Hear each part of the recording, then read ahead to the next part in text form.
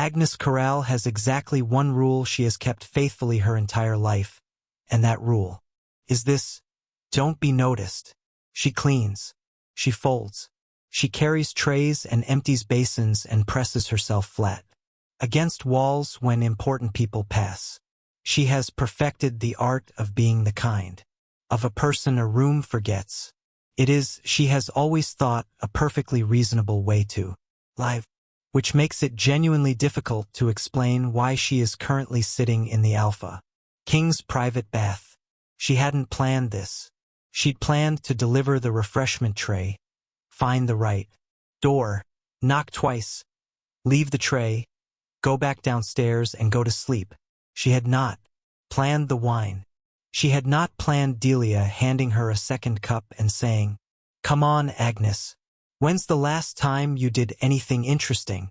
She had not planned the dare or the wrong corridor, or the door she pushed open half blind and half gone, or the bath waiting inside, already drawn and steaming and perfect in the humid summer. Dark. She had not planned any of it. She had, however, gotten in. The water is extraordinary.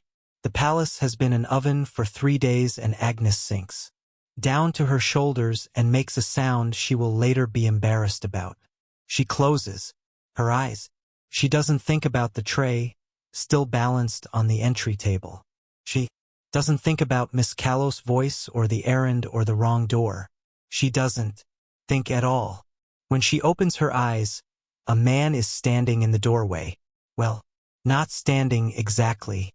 He fills the doorway, broad across the shoulders, golden, bearded, wearing very little, and looking at her with an expression that she warm and slow, can only describe as profoundly surprised. He is the largest man she has ever seen. He is also, she notices with the particular clarity of someone whose judgment is thoroughly compromised, the most beautiful man she has ever seen. Dark gold hair, slightly disordered. Dark eyes, currently fixed on her with complete and total shock. He looks very surprised. It is, Agnes thinks dreamily, extremely endearing. "Who are you?" he asks. His voice is deep, controlled, with an edge underneath it that her wine-soaked brain files helpfully under. Dangerous. Agnes blinks at him. He looks so tense. So very, very tense. Alphas, she thinks, vaguely needed to relax. Baths were very relaxing. She is very relaxed. If this alpha were to get into the bath, he would also be relaxed, which seemed like it could only be a good thing for everyone involved. "What?" he continues, quieter now, and somehow worse for the quiet. "Are you doing in my bath?" Agnes opens her mouth with every intention of saying something sensible. "You should get in," she says instead. Chapter 1. The wrong door.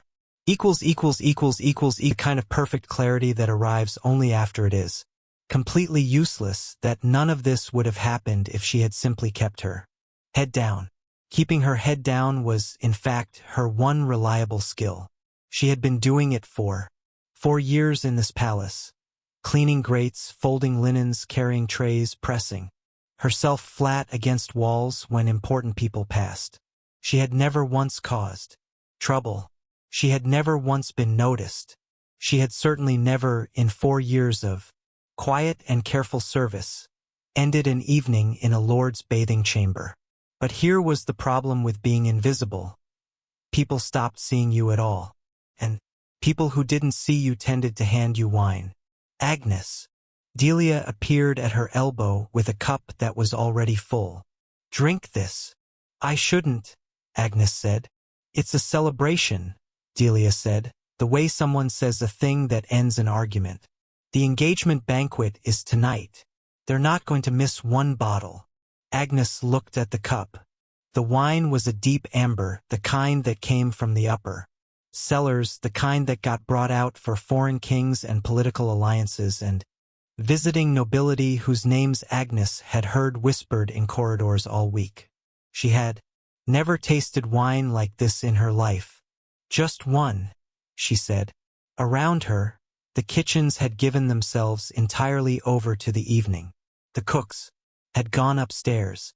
The senior staff were occupied. What remained was a room full of maids and footmen and stable hands making the most of a warm summer night and a very good bottle that had been redistributed, as Delia put it, in the interest of fairness.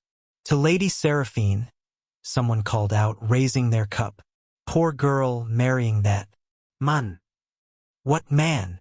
Agnes asked, taking a sip. It was extraordinary. Warm and sweet and entirely too easy to drink. The Alpha King, Delia said, low and conspiratorial. He arrived this afternoon. No one's seen him yet, but the rumors are. She shook her head. Dreadful. They say he had a man's arm broken for arriving late to a council meeting. That seems excessive, Agnes said. They say he cleared an entire regiment for insubordination. 1 regiment. 600 men, Agnes. Perhaps Lady Seraphine loves him, Agnes offered charitably. The kitchen erupted. Agnes laughed too. She wasn't entirely sure why, and the cup in her hand got refilled by someone she wasn't watching, and the laughter went on, and the summer night pressed warm against the stone walls, and somewhere above them, something very important was happening.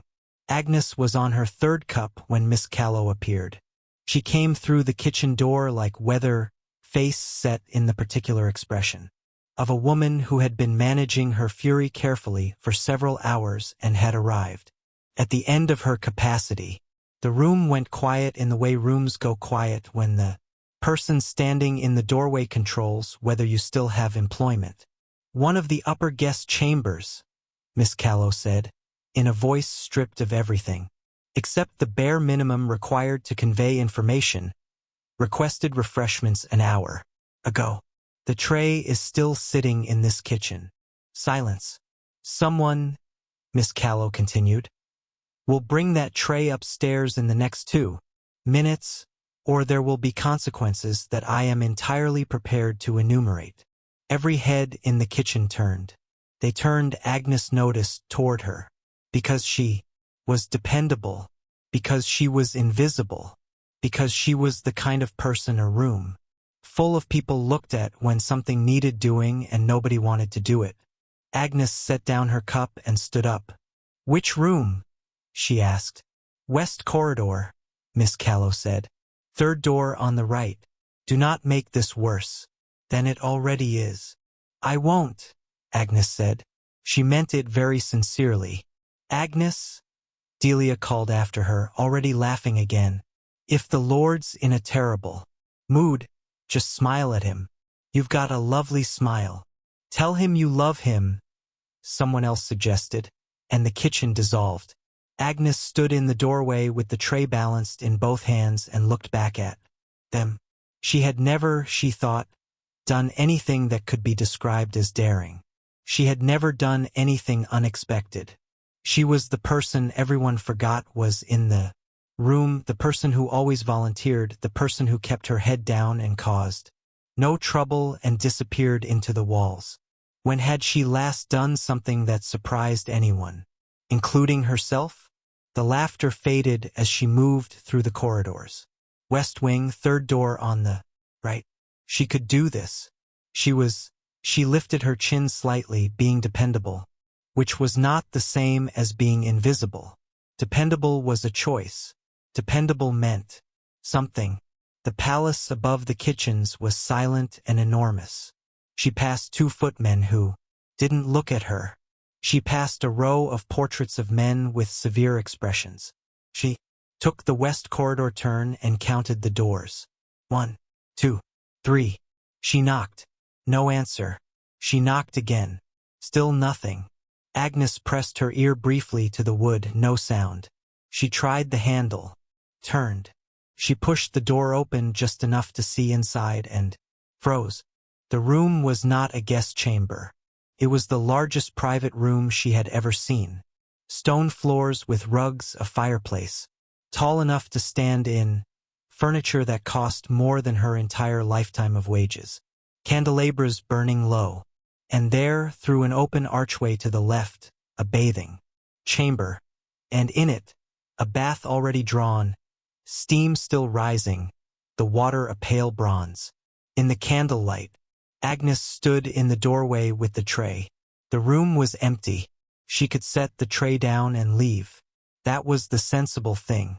That was the invisible thing. The bath was right there. She had been on her feet since before dawn. The kitchen had been an oven for 3 days straight. She was wine-warm and tired, and the water looked like something out of a dream, and for one clear moment she thought, "No one is here. No one will know. When's the last time you did anything interesting?" Agnes put the tray down on the side table. She told herself she would just sit on the edge. Just for a moment. Just to feel cool water on her hands. She was in the bath 4 minutes later. It was extraordinary. Cool enough to soothe without being cold, deep enough to sink into properly, scented with something she couldn't name, clean and warm, like pine and winter air. Agnes made a sound she would never repeat in company. She closed her eyes. She let her head fall back against the curved edge of the tub. She had not brought her wine glass. She had, however, apparently brought it anyway because it was in her hand when she opened her eyes, which meant she had retrieved it from the tray on her way in, without entirely deciding to, which seemed representative of the evening generally. Agnes looked at the ceiling. High stone vaulting. Very grand. She was in someone very important's bath, drinking someone very important's wine, having the best 15 minutes of her 4 years in this palace. This was daring. This was exactly what Delia had been talking about. She had come to deliver a tray, and instead she had the door opened. Not the main chamber door. The bathing chamber door, the one behind her, the one she had not noticed, the one that connected to an entirely different corridor. Agnes turned around. The man who filled the doorway was the largest man she had ever seen in her life. Not tall in the way some men were tall, stretched and thin and easy to overlook. He was tall the way a doorframe was tall. Solid, structural, built to hold weight. Broad. Across the shoulders and chest. Golden bearded. Dark gold hair slightly disordered as if he had just come from somewhere that required effort. He was not wearing a shirt. He was wearing very little at all. He was staring at her. Agnes stared back. His eyes were dark, fixed on her with an expression she needed several seconds to identify, not because it was complicated, but because she had never seen it aimed at her before. Complete and total shock. He looked, she thought, the way a man looked when he opened the door to his own bath and found a stranger in it. Which was presumably because that was exactly what had happened. He was also, Agnes noticed with the particular observational clarity of someone who had consumed 3 cups of very good wine, extraordinarily beautiful. The jaw and the beard and the dark eyes and the everything, all of it. She was staring. She was aware she was staring. She could not stop staring. He looked tense. Very, very tense. She could see it in the line of his shoulders, the set of his jaw. Alphas were like that. Her wine-softened brain supplied helpfully. They carried things. Big things. War-shaped things. What this man needed, she thought, dreamily, was to relax. The bath was very relaxing. "Who?" he said, voice deep, controlled, rough at the edges, and somehow both a question and a warning at the same time. "Are you?"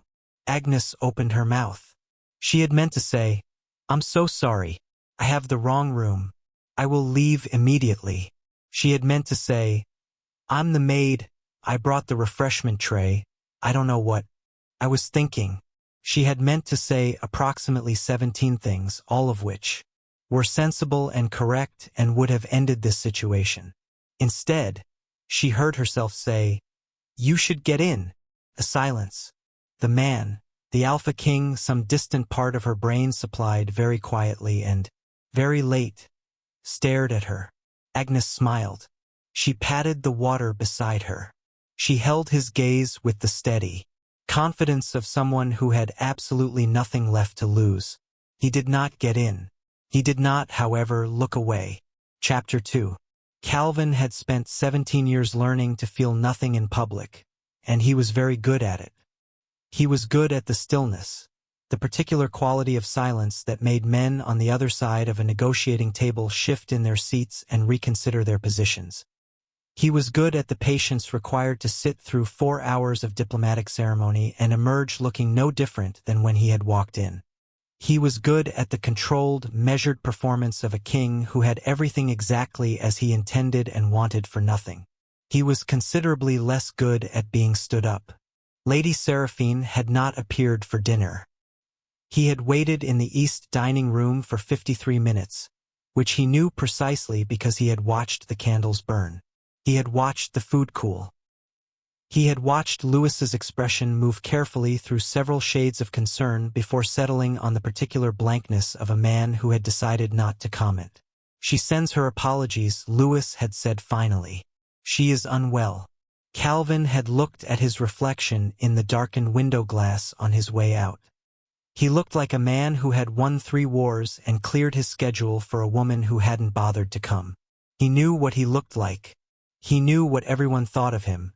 The weapon in human shape, the alpha who emptied rooms, the king whose name was used to quiet unruly children in 3 separate kingdoms. Of course she hadn't come. He had not felt anything about it. He was very clear on this. He was still not feeling anything about it when he pushed open the bathing chamber door and found a woman in his bath. She was small, golden-haired, the curls dark at the ends from the water. Skin flushed warm from the heat. She had a wine glass in one hand, his wine from his decanter, and she was looking up at him with eyes the color of a winter sky, wide and slightly unfocused and absolutely, completely unafraid. Calvin stared at her. She stared back. He could not, for several seconds, locate a single thought. He had walked into his own bathing chamber and found a woman in his bath, and she was looking at him the way. He searched for a comparison and came up short. She was looking at him the way no one had looked at him since he was a boy, before the wars and the title and the reputation.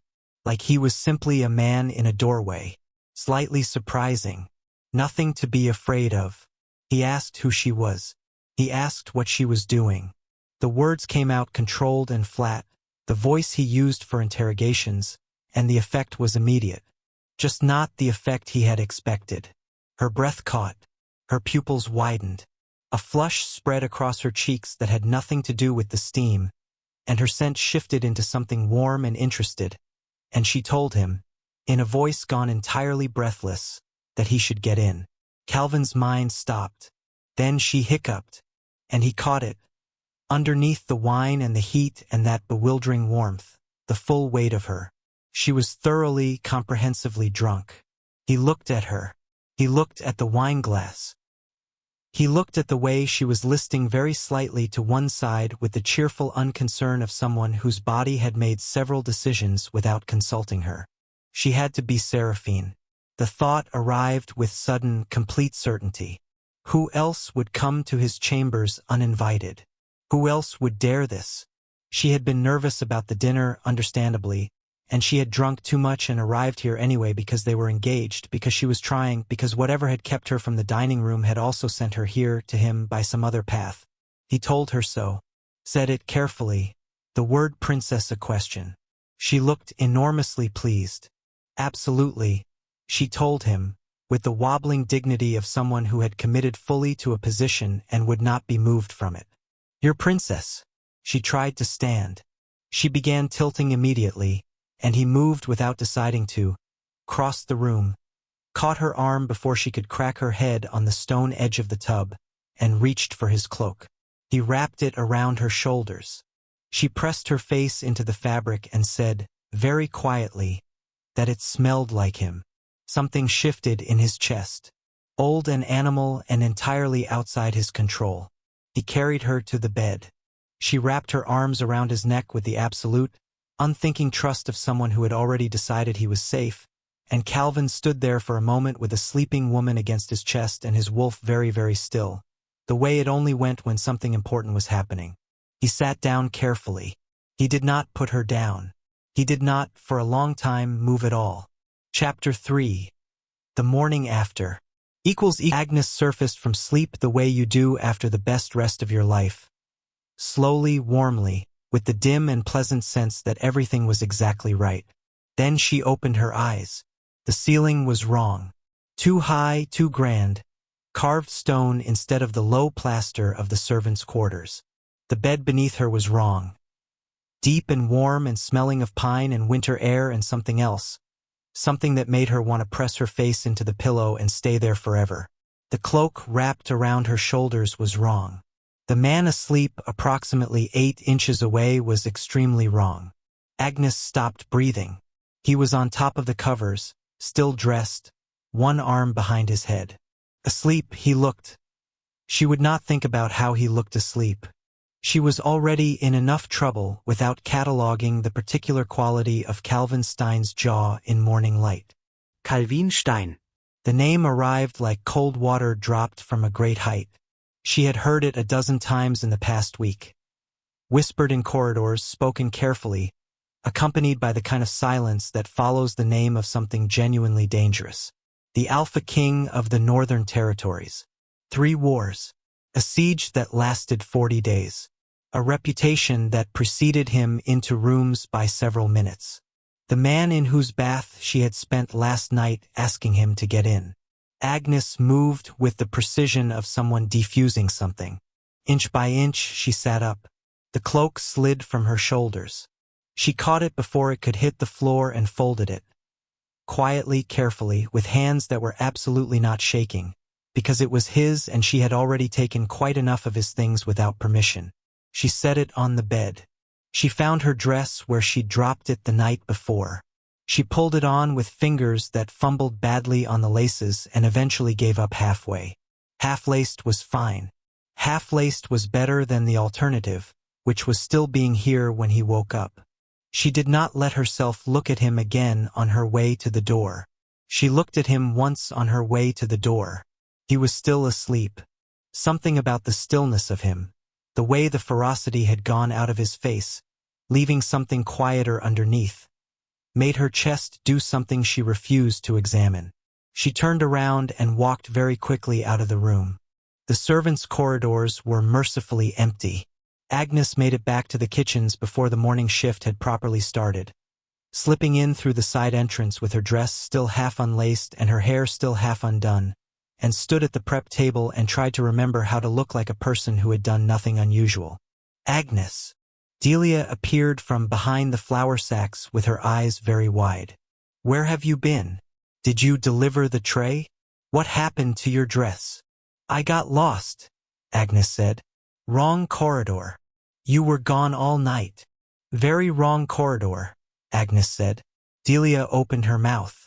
Across the kitchen, 2 footmen were talking, their voices low and urgent in the way that meant something had happened. Agnes turned toward them without deciding to. Looking for her this morning. One of them was saying, the king. Apparently she went to his chambers last night. What king? Agnes asked. Her voice came out perfectly steady. This seemed unfair. Both footmen looked at her. The Alpha King, the first one said. Calvin Stein. The whole West Wing is his for the visit. A pause. Apparently someone was found in his bath. The kitchen tilted. West Wing. She had taken the West Corridor. Miss Callow had said West Corridor, 3rd door on the right, and Agnes had counted the doors and pushed open the 3rd one and found a bath that was not a guest chamber bath and a man who was not a guest, and she had. Agnes made a sound that she immediately converted into a cough. She made it to the east courtyard without anyone stopping her. She pressed her back against the sun-warmed stone and focused on breathing, which was suddenly more complicated than it had any right to be. She had bathed in the Alpha King's chambers. She had drunk his wine. She had worn his cloak. She had fallen asleep in his bed and told him. She had told him, "There you are," said a voice. Agnes spun around. The woman standing at the courtyard entrance was tall, dark-haired, and the kind of beautiful that had always known precisely what it was worth. She was watching Agnes with an expression of cool, precise assessment, the way someone looked at a problem they had already solved and were simply waiting to implement. Agnes had been told before that she and Lady Seraphine looked alike. The same coloring, the same particular shape of the eyes. Standing here now, she could see the echo and see, too, exactly where it ended. Seraphine was polished where Agnes was plain. Composed where Agnes was currently holding herself together with both hands.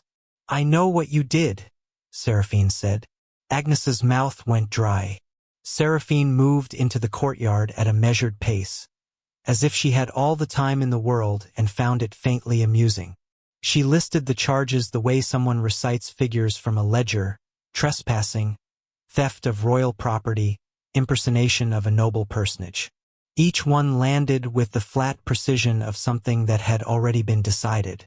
Agnes felt herself going white by degrees. The consequences followed: prison at minimum, exile if her father was particularly displeased. And Seraphine paused here, just briefly.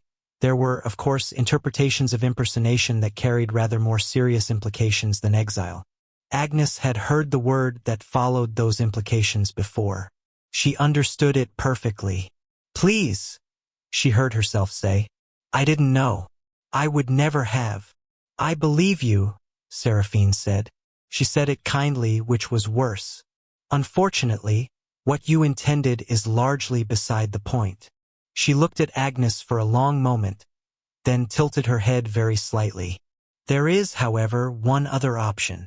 Agnes looked at her. Hope was a terrible thing. It arrived anyway. "Tell me," Agnes said. Simple. Agnes had been repeating it to herself all afternoon like a prayer, or possibly a threat. "Walk in. Be forgettable. Be so thoroughly, relentlessly unremarkable that Calvin Stein, who had survived wars and sieges and 40 days holding a battle line, would look across the dinner table and think, no, not her. Absolutely not. She could do this. She was professionally invisible. It was her greatest skill. She had been practicing it for 4 years. She walked through the dining room doors and Calvin looked up from the document he was reading, and the expression that crossed his face, relief and something warmer than relief, something that arrived too fast for a man that controlled to stop it, made her forget briefly that she had legs. He stood. He was even larger standing.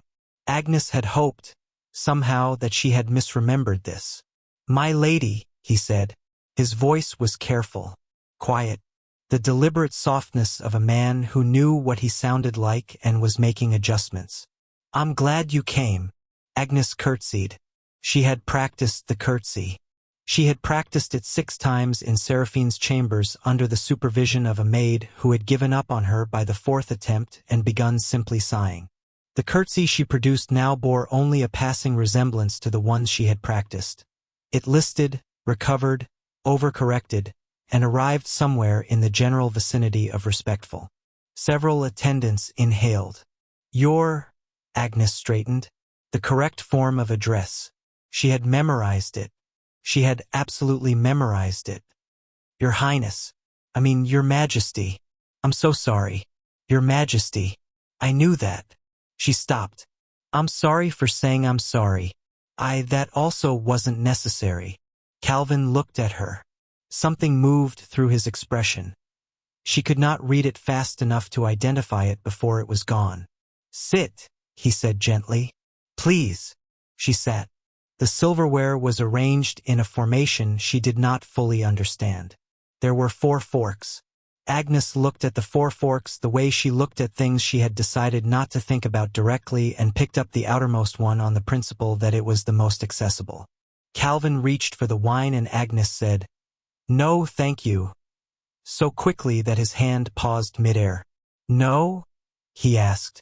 "I've had," she considered her phrasing, "a complicated relationship with wine recently." He set the bottle down without comment. They brought the first course. Agnes focused very intently on eating it correctly and knocked over the salt dish. The salt went across the white tablecloth in a long pale arc. Agnes stared at it. "I'm so sorry," she said. There should be something." She looked around for a cloth, found her napkin, pressed it over the salt. realized she was now removing the salt with her dinner napkin in front of the Alpha King of the Northern Territories, and said again, "I'm so sorry." And then, because the situation had deteriorated past the point of dignity, "I'm sorry for apologizing again. I'm going to stop apologizing now." Calvin made a sound. Agnes looked up. The sound had been, she examined it. It had been, she thought, a laugh. A short one, caught quickly but unmistakable. He had his hand over his mouth. His eyes, above it, were doing something she had not expected from a man whose reputation included the words ruthless, devastating, and feared in 7 kingdoms. They were warm. "You are," he said when he had recovered. "Not at all what I expected." Agnes considered several responses and discarded all of them. "Is that good?" she asked. "Yes," he said, simply, like it wasn't a complicated answer at all. She was supposed to be making him lose interest. She reviewed this fact carefully and found that the dinner was not, so far, going in that direction. The main course came and went. Agnes dropped nothing else. She counted this as a significant achievement. The conversation was... She hadn't expected the conversation. He asked her things. Small things, what she thought of the palace gardens, whether she'd slept well, whether the summer heat bothered her. He listened to her answers. He looked at her while she spoke the way people looked at things they were trying to memorize. When the attendant came to clear the plates, Agnes must have looked at the departing food with something visible in her face, because Calvin paused. "Are you still hungry?" he asked. "No," Agnes said. I mean, she had not eaten since morning. Seraphine's nerves had been contagious. Perhaps slightly. Calvin turned to the nearest attendant. "Bring dessert," he said. "Everything." They brought an unreasonable quantity of dessert. Cakes and glazed pastries and small dishes of whipped cream and fruit that had been arranged into shapes Agnes had never seen fruit arranged into before. She stared at it. "Go ahead," Calvin said. Agnes took a piece of cake. She tasted it and closed her eyes. It was extraordinary. Light and sweet and exactly the thing she hadn't known she needed. And she made a sound before she remembered where she was and who was sitting across from her and that she was supposed to be making him not want to marry her. She opened her eyes. Calvin had both hands flat on the table.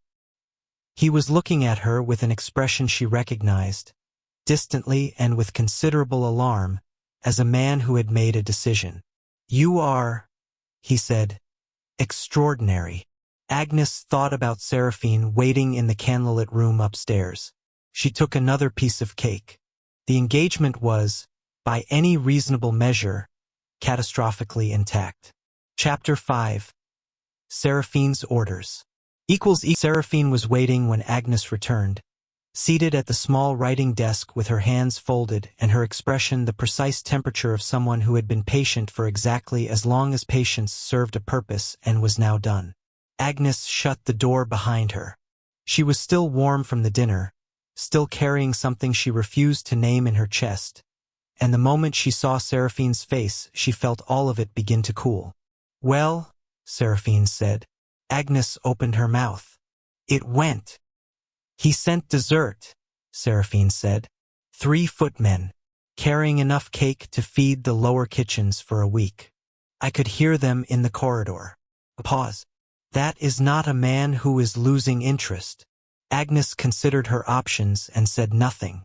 "Your one task," Seraphine continued, with the careful enunciation of someone who had stopped trusting the other person to understand plain speech, "is to make him end the engagement himself, not to enchant him, not to make him send cake, to make him look at you across a dinner table and decide, of his own volition, that he does not want to proceed."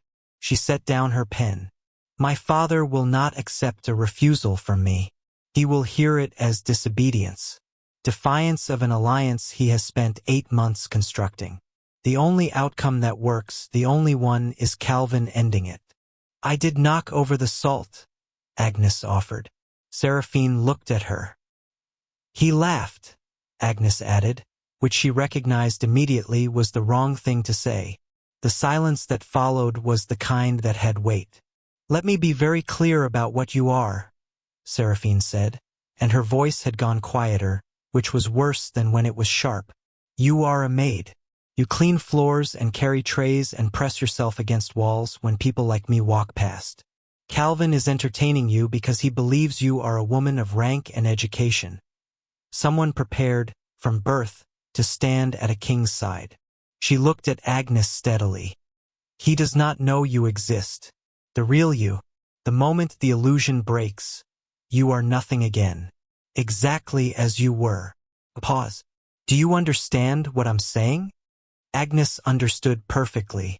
She nodded and kept her face very still, and did not examine the place where the words had landed. Be cold, Seraphine said. Be difficult. Be everything a man like him would find exhausting. Make him want to leave. Agnes went to bed telling herself she could do this. She believed it, more or less, until Calvin fell into step beside her in the garden the next morning, and said good morning in the careful, softened voice he apparently reserved specifically for her, and she felt her entire resolution quietly dissolve. The garden was beautiful and the morning was already warm, the summer heat building early behind a thin white sky. Agnes walked beside him and focused on being difficult, cold, discouraging. Are you enjoying the gardens?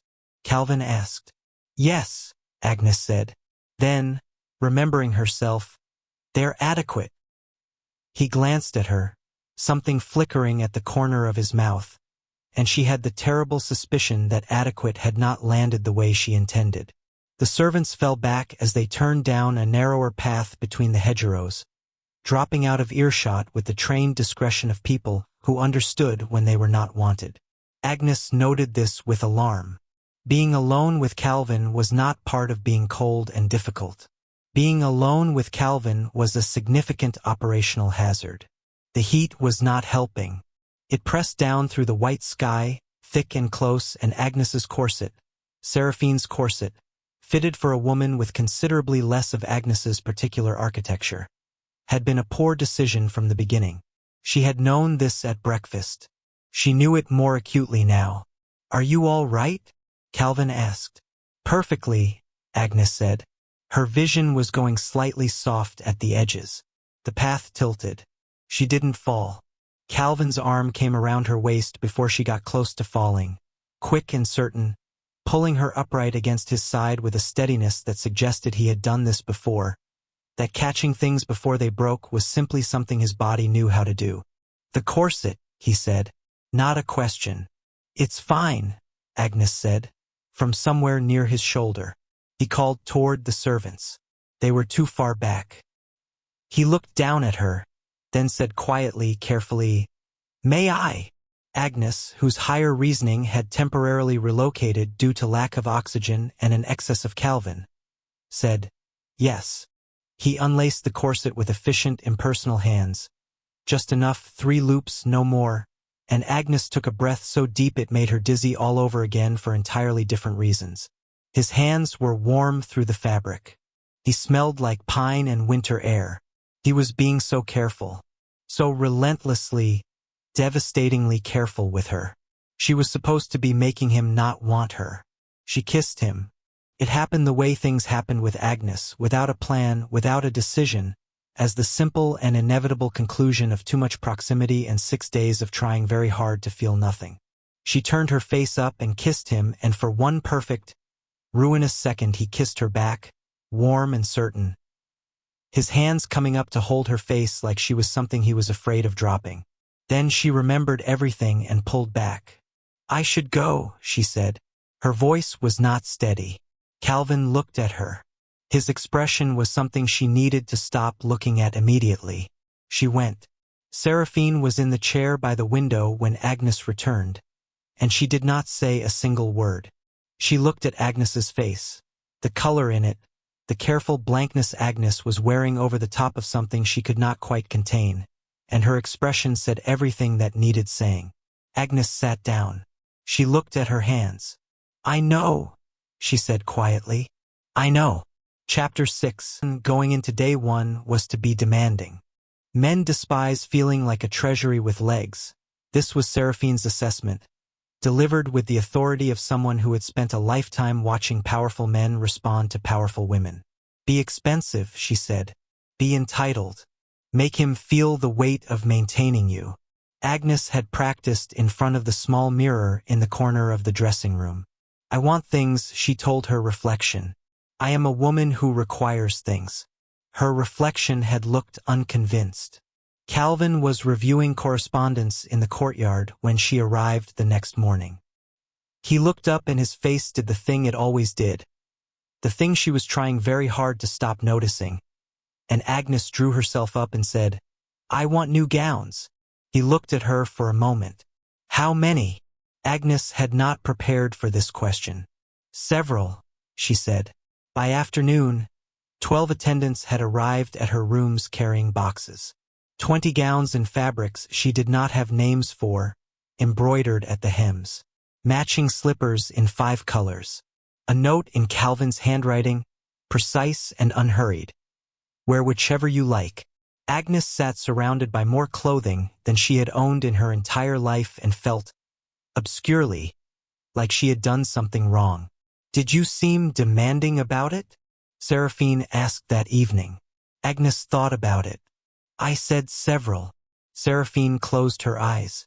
Day 3 brought the harpsichord. Calvin had mentioned, in passing, that he had heard Lady Seraphine was accomplished. Agnes, who had absorbed this information with the calm of someone filing it under problems for later, sat down at the instrument in the music room with the posture of a woman entirely at ease and placed her hands on the keys. What followed could be described, generously, as music in the same way that a building losing its roof could be described as renovation. Agnes had no training, no instinct, and fingers that appeared, under pressure, to operate independently of each other.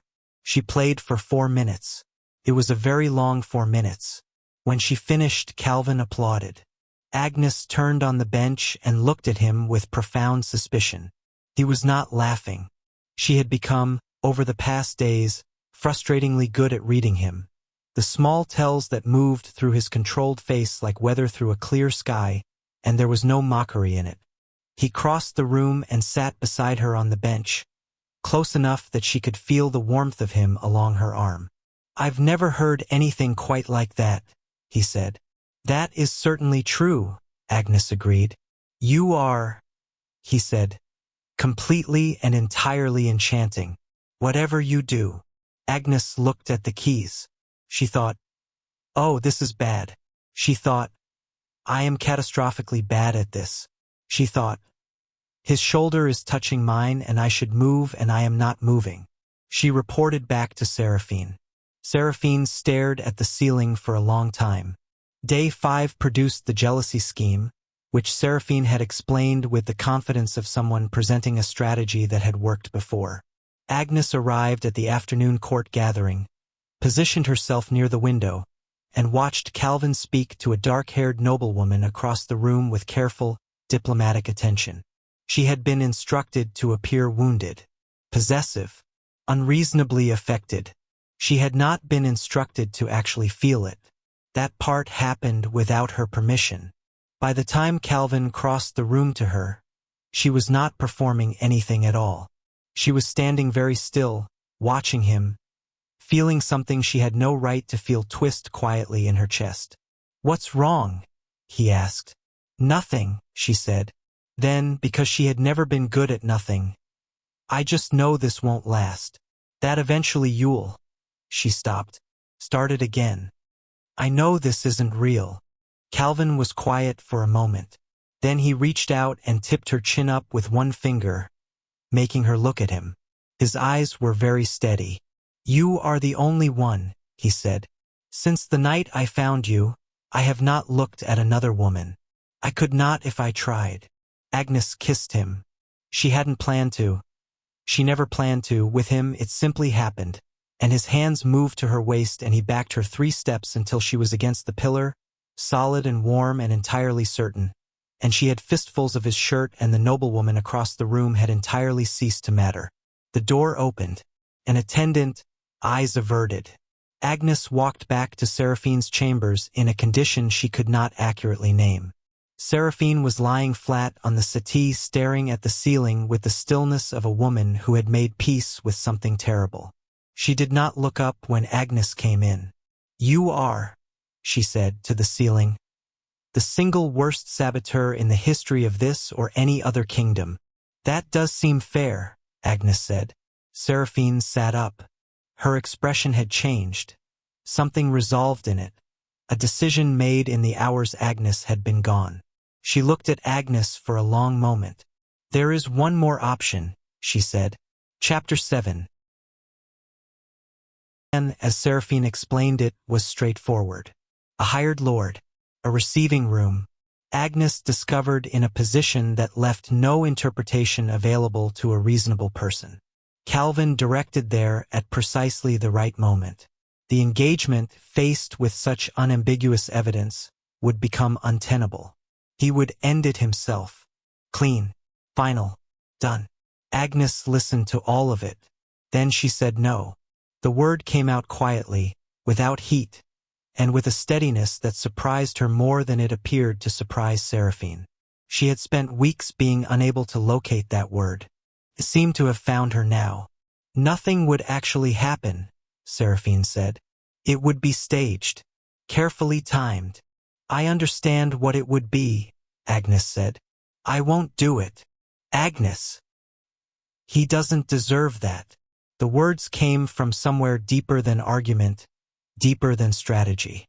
She thought of Calvin's hands tipping her chin up. His voice saying, "You are the only one." The careful, patient way he moderated everything about himself when she was near. His voice, his pace, the space he left between them, as if he understood she was something that could be startled and had decided, without being asked, not to startle her. "Whatever else is true," she said. "He has been nothing but kind to me. I will not repay that by making him watch something designed to break his trust. I won't." The silence that followed was long. Seraphine looked at her across it. And then, for the first time since this had all begun, something in Seraphine's composure shifted. Not collapsed, but opened just fractionally, like a door ajar. "There is someone else," Seraphine said. Very quietly. Agnes went still. "I have loved him for 3 years." She said it the way people said things they had never said aloud before, carefully, like testing weight on uncertain ground. "My father doesn't know. He would not consider it a suitable match, which is a considerable understatement. When the negotiations with Calvin began, I thought—" She stopped. Started again. "I thought perhaps I could manage it. Do my duty. Be what was required." She looked at Agnes. "I cannot. I have tried to want this, and I cannot make myself want it. And I cannot spend my life beside a man I will never love while the person I do love exists somewhere I am not allowed to go." Agnes looked at her hands. She thought about floors. About 4 years of pressing herself against walls while important people passed. About wanting, very quietly and very privately, to be seen. "What do you need?" she asked. They found another way. Agnes would simply tell Calvin the truth. Not all of it, not the impersonation, but enough. That the lady he was engaged to loved someone else and could not in good conscience proceed. That the engagement should end. That he deserved to know. It was not elegant. It was not guaranteed. But it was honest, and Agnes, who had been lying by omission for weeks, found she could not construct anything more dishonest than she already was. It went wrong within the first minute. Calvin arrived at the blue receiving room expecting Seraphine. He found Agnes. He found Agnes and the hired lord, whom Seraphine had placed there regardless, a contingency Agnes hadn't known about, and Calvin's face, crossing the threshold, went from warmth to something Agnes had never seen on it and hoped never to see again. He crossed the room in 4 steps. The hired lord left considerably faster than that. And then it was just the two of them, and Calvin was looking at her, and his expression had moved through fury and out the other side into something quieter and far more devastating, and Agnes understood with sudden, sickening clarity that he had already put it together. Not all of it, but enough. He asked her, simply, directly, the way he did everything. Agnes opened her mouth. Seraphine's voice rang in her ears. The charges, the consequences, the word that followed exile. She thought of prison. She thought of Calvin's face when he eventually learned all of it, the full truth, what she was and what she'd done. She thought of how much worse it would be then than now. How much kinder it would be to end it cleanly, while she still could, before it destroyed something in him that couldn't be rebuilt. She said 6 words. She heard herself say them from very far away. I reject the mate bond. Formally. Calvin went very still. He looked at her for a long moment. Long enough that she felt it everywhere, long enough to memorize the exact quality of the silence. And then he said quietly that he accepted it. He said it like a man who had made a decision and intended to keep it. He turned. He walked to the door. He did not look back. Agnes stood in the blue receiving room and listened to his footsteps until she couldn't anymore. Then she sat down on the floor very carefully and did not make a sound. Chapter 8. The sound carried through 3 corridors. Agnes heard this from Marta, who had heard it from one of the upper footmen who had been at the far end of the west wing when it happened. A sound like nothing human, like grief converted into something that could break stone, and then silence, and then the crash of furniture and the crack of something structural giving way. By morning, Calvin's chambers were empty. The door had been removed from its hinges from the inside. 2 guards who had tried to intervene were in the physician's care. The Alpha King of the Northern Territories was gone. Agnes scrubbed floors for 12 days. It was what she was. It was what she had always been. A maid with a bucket and a brush, pressing herself flat against walls, taking up no space, causing no trouble. She did the work she had always done, and she did not think about the void in her chest where something warm had been, the humming certainty that had been there for weeks and now was simply not, the way silence could have a shape if you had gotten used to the sound of something and then lost it all at once. She did not think about any of that. She scrubbed floors. The search parties went out on day 2. They came back on day 3, shorter than they had left, with injuries the men described in low voices and expressions that suggested they would not be describing them again. A second party went on day 5. They came back with the same haunted quiet and 2 fewer members than they'd started with. After that, the king's own captain stood in the great hall and said, with the careful steadiness of a man reporting something he did not fully believe, that no one could reach him. That he was not himself, that what was in that forest was not the man they knew. Agnes heard none of this directly. She was in a far corridor on day 12, on her hands and knees with her brush and her bucket, when the voices came through the cracked door to her left. She recognized the king's captain first. Then another voice, older, louder, the particular bellow of a man accustomed to being the most important person in any room. She recognized Seraphine's measured tones answering him. Agnes sat back on her heels and listened. The bond, she heard. Broken mate bond. Feral. Some alphas did not recover from it. This from the captain, delivered with a flatness that said he was reporting a fact and trying not to feel it. The grief of a severed bond in a dominant alpha could drive the wolf past the point where the man could pull it back. It had happened before. It did not always resolve. The bucket was very still in Agnes's hands. If you enjoy this story, please subscribe to The Change for more interesting stories. She had known, in a distant and theoretical way, that rejecting the bond would hurt him. She had not let herself think past that. She had told herself it was kinder, cleaner, that the truth, when it came out, would hurt worse. She had sat on the floor of the blue receiving room and not made a sound and told herself she had done the right thing, the only thing, and she had believed it because she needed to. She set the bucket down. The sound of it on the stone floor was very small. She stood up. The throne room was at the end of the east corridor, through 2 guarded doors and a hallway lined with the kind of paintings that were meant to make you feel your own insignificance. Agnes walked through all of it. The guards at the first door stepped forward. She walked past them. The officials in the antechamber turned. She walked past them too. She pushed open the throne room door and it swung wide, and the 3 people inside, the captain, Seraphine, and a broad, gray-haired man who could only be Seraphine's father, turned to look at her. Seraphine's father looked at her the way powerful men looked at things that had appeared somewhere they didn't belong. What in the who let this in here? He pointed at Agnes like she was something that needed to be removed. Someone remove this immediately. Agnes looked at Seraphine. Seraphine looked back at her. Something moved through her expression, recognition, and something that might, in another light, have been relief. "Where is he?" Agnes said. Her voice did not shake. She was faintly surprised by this. "Where is Calvin? Tell me which forest." "My girl," the captain said carefully. "You don't understand what's in that." "I understand perfectly."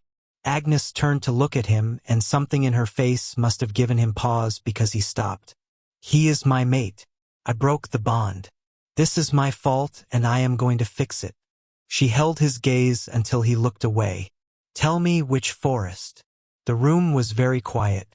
She did not ask for permission. She had already decided she was going regardless. She was simply giving them the opportunity to be helpful about it. The river guard turned back at the crossing without a word, as though some instinct older than his orders told him this was where his usefulness ended. Agnes watched him go. Then she turned north and followed the scent into the trees. 12 days. 12 days of empty rooms and careful meals and conversations that required her to be present when she was not. When she was here, already here, moving through the memory of pine resin and cold earth and something underneath both that she had no name for except him. She had been starving for it in a way that had nothing to do with hunger and everything to do with the specific absence of a thing you did not know you needed until it was gone. The forest thickened around her as she walked. The light changed, not dimming so much as shifting, becoming the particular quality of light that existed beneath old growth, green-filtered and directionless, the kind that made distance unreliable and sound strange. She had grown up on the edges of woods like this. She had never walked into the heart of one alone. She heard him before she saw him. Not a sound exactly, more like a change in the air's texture. A pressure, a held breath, the forest's own awareness of something large and deliberate moving through it. Then the sound resolved. A low, continuous weight moving through the underbrush, and she stopped walking and the trees to her left simply parted and he was there. Enormous. That was the first thing, and it was not a word she had ever expected to apply to a living creature at close range. Dark gold fur across massive shoulders, a body built at a scale that rewrote what she understood about proportion. His head came level with her chest. His paws displaced the earth. His eyes were gold, lit feral gold, burning with a light that had nothing behind it that she recognized, nothing that remembered her, nothing that was looking at a person rather than a problem to be solved with teeth. He charged. Agnes hit the ground on instinct, knees and palms in the fallen leaves, and the air above her displaced with the enormous momentum of him passing over, and then he was above her and she was beneath him and his teeth were at her throat. Not biting, not yet, just present, the pressure of them absolute and certain, and the growl that came from him was continuous and low and so completely assured that it had no anger in it. Just declaration. Just this is how this ends. She lay still. Every reasonable thing in her said to struggle, to run, to make herself small and fast and gone from this. She lay still. She felt the warmth radiating off him like a furnace, felt the specific aliveness of something enormous held at the precise edge of its own restraint, and she thought with the calm clarity of someone who had already moved past fear into something on the other side of it. He is here. He is real. He is right here. She tilted her head. She bared her throat to the Alpha King of the Northern Territories, alone in the dark, with no plan and no protection and no title to her name. Nothing except 12 days of learning the shape of what she felt and the absolute conviction that it was true. "I'm here," she whispered. "You don't have to be alone anymore." The bite, when it came, was not pain. Or it was pain and something so much larger than pain that the pain was simply carried inside it, the way a single note is carried inside a chord. The bond came back like a door blown open, electric and total and roaring with everything it had been holding for 12 days of severance, and she felt him on the other side of it with a completeness that made her eyes fill without permission.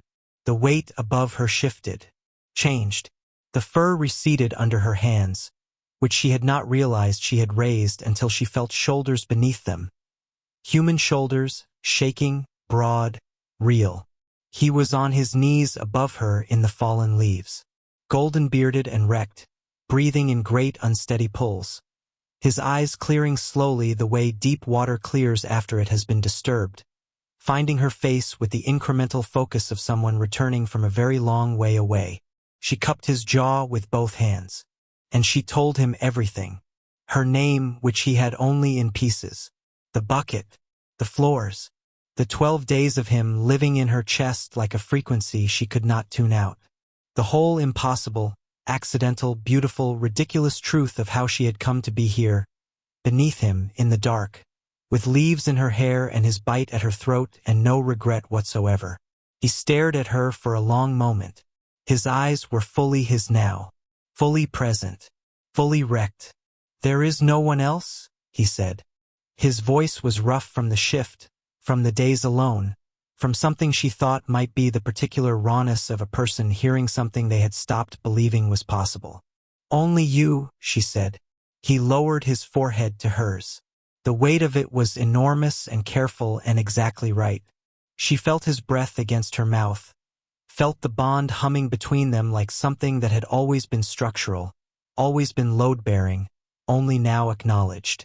"Then claim me," he said. "Please." She did.